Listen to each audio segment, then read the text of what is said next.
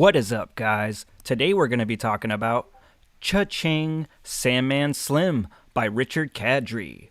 So, guys, last year I actually was thinking about reading the Dresden Files by Jim Butcher.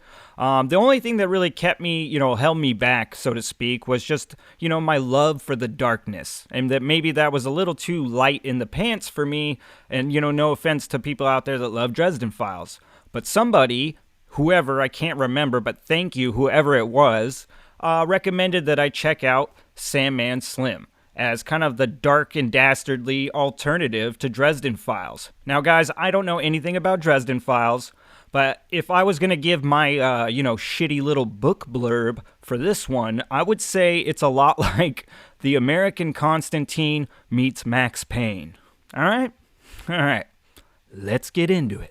So in the story of Sandman Slim, we get this whole thing through the eyes of James Stark. That is our main character here, and that's whose brain we're living in. Now, we are just kind of thrust into the story, so we get to meet James Stark rather quickly. One thing we do know is that he's kind of waking up first thing here, and we find out that he has just basically escaped hell. He has been there for the last 11 years, and we know that his friends are the ones that have actually put him there. As we push forward in the story, we begin to learn more about James Stark, and also we get to uncover more of the mystery that is kind of unraveling in front of him as he's trying to kind of achieve this revenge goal, because there are plenty of powers at play from above and below. Sandman Slim is certainly a sarcastic ride from beginning to end, and it has all the supernatural elements one could ask for. We are going to see angels, we are going to see fallen angels, anti-angels,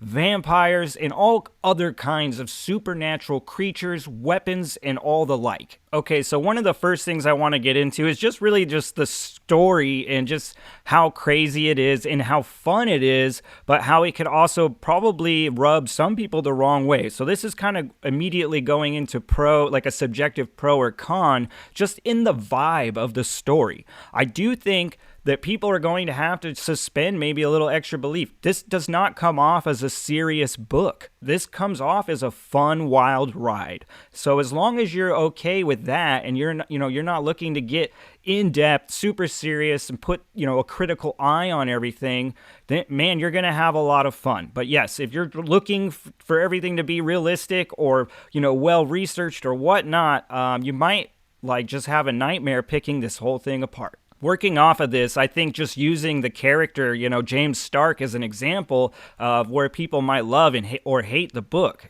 because this is a character who sometimes feels like an unreliable narrator. Sometimes it feels like James Stark is just kind of talking himself up or down to the reader to prove that he's, tough, badass, or just a piece of shit, or whatever, you know what I mean? And it does kind of come off like he's trying a little too hard.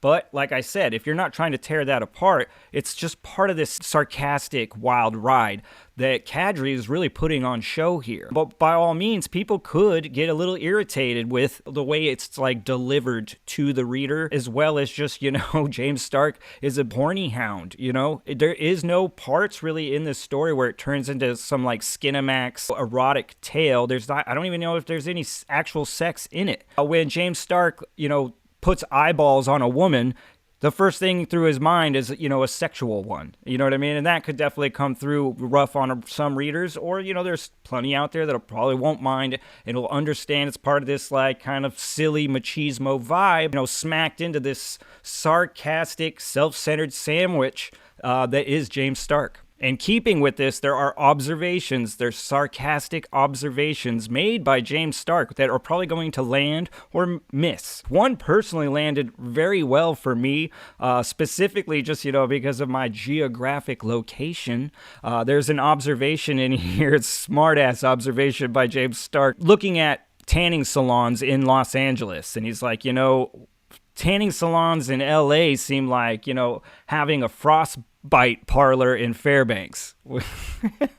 I thought that was good, but obviously I'm from Alaska. I just came from Fairbanks, so I was like, yeah, touche, Mr. Cadre. The other thing that Richard Cadre did really well, and I applaud him for, but I'm sure will ruffle some readers' feathers, is just the fuck you attitude of this book. It has like a punk rock spirit to it. At least that's what I got from it.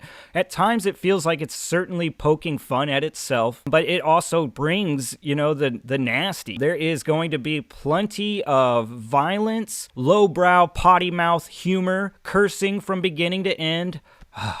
After my own heart. There will be bloody violence, gun shootouts, displays of magic, themes of hell, revenge, just murder, all kinds of dastardly stuff. But it's also just kind of laced with this like pop culture nitrous, and it's just exploding in front of your face kind of throughout the whole ride. Now, the story is told through James, and he definitely steals the show because that's the kind of narrator that he is. But some of these secondary background characters definitely get some good shine. My favorite side character is James's old friends, one of the people that betrayed him and sent him to hell.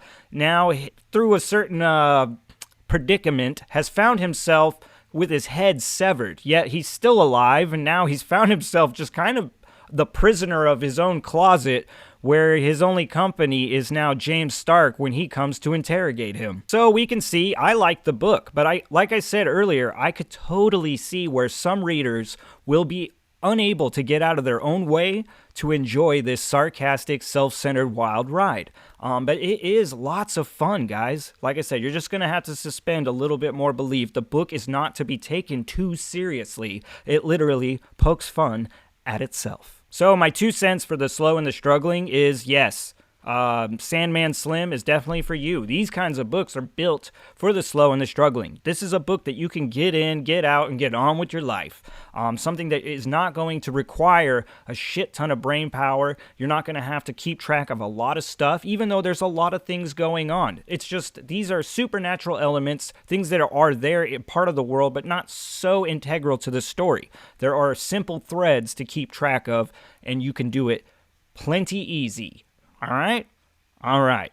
The one thing I would say possibly is there is a lot of popping in and out. You know what I mean? You're going to tackle where, James Stark is in hell, where he's in Los Angeles, kind of popping back and forth through time as he's kind of like remembering something from hell and then slamming you back into, the current timeline. There is a lot of crazy stuff going on in here, so just, you will need to pay a little attention. But come on, that's reading. All right, guys, as always, thanks for spending some time down here at the channel. And to Richard Cadre, 2 thumbs up, man. I'm actually super stoked about this series. This is kind of like right in lieu with the Lowtown stuff. Both these series I'm planning on just kind of devouring because they are the perfect kind of thing that I need in between all that heavy, dense shit that I like to devour as well now. But anyway, I salute you, Richard Cadre. Good on ya. To the rest of you, hopefully you enjoyed a little bit of the time here that we shared together. Anyway, if you're new, please like and subscribe. Trust me, I'm not that creepy. But yeah, it really helps me grow the channel, guys. All right, you know what time it is. Boo.